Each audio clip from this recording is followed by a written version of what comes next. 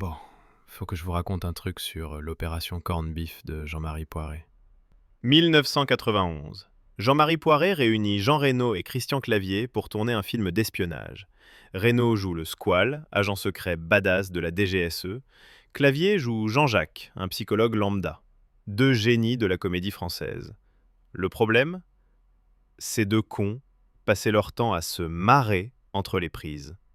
Imagine, t'es réalisateur, t'as un budget, t'as un planning, et là, t'as Jean Reno et Christian Clavier devant toi qui peuvent pas s'arrêter de rire. Le mec, Poiret, il disait moteur, et avant même qu'il dise action, Reno il regardait Clavier, Clavier il regardait Reno, et c'était fini. Ils partaient en fou rire comme deux gamins de CP qui viennent de péter en classe.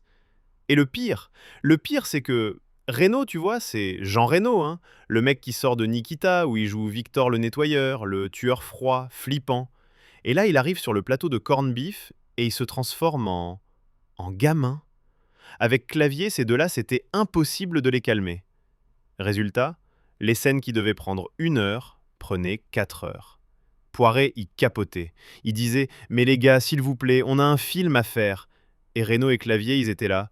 « Oui, oui, pardon Jean-Marie, promis, on arrête. » Moteur. Et il recommençait. Toute cette histoire et bien plus dans le nouveau podcast Histoire d'en dire plus cinéma sur toutes les plateformes. 42 minutes de délire sur ce chef-d'œuvre où Jean Reno torture un Français moyen.